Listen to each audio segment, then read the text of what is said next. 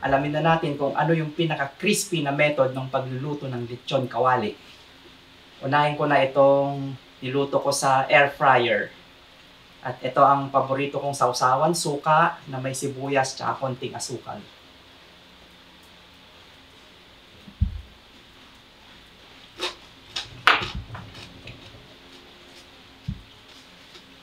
Crispy at malutong.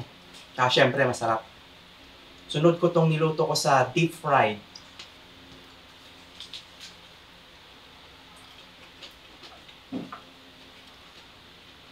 Crunchy siya na parang mas maraming pocket of air. Gano'n, yung parang chicharon, parang gano'n. Mas maganda yung experience sa pagngunguya dito sa na deep fried. Yung niluto ko sa air fryer, crispy siya pero matigas. Compared dito sa deep fried, mas maganda yung texture. Sunod ko naman itong niluto ko sa oven. Ito yung pinakamatagal kong niluto, 1 oras. Sobrang tagal.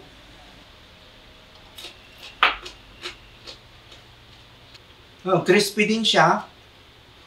Mas malambot compared sa na air fry, pero mas matigas compared sa na deep fry. Kumbaga nasa gitna ng dalawa.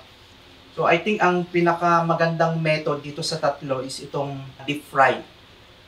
Mas maganda rin kasi yung kulay niya, yung pagka golden brown dahil dun sa technique na double fry na tinatawag. Tsaka pinakamabilis lutuin tong deep fried. Kasi 5 minutes lang sa unang fry and then another 1 minute sa second fry. Di gaya nitong air fry, total of 35 minutes. Tsaka itong oven, total of 1 hour. Siya yung pinakamatagal. So, kung ano yung preferred kong luto next time, siguro air fried kasi healthy, medyo matagal pero hindi ganun katagal compared sa oven, walang mantika, masarap din naman, crispy siya, tsaka hindi siya nakakatakot lutuin, di gaya nung deep fried. Yun ang disadvantage sa deep fried, nakakatakot siyang lutuin, sumasabog yung mantika, nagtatalsikan. So, kailangan talagang lumayo pag niluluto mo yun. Compared sa air fry, lagay mo lang sa air fryer, sarado mo, tapos iwanan mo na hanggang sa maluto. Sa oven naman, sobrang tagal, 1 oras. Ako si Raman Akman, at sa mga ganitong klaseng mga contents, follow nyo ako, subscribe, at hanggang sa susunod na episodes, kita-kita ulit tayo.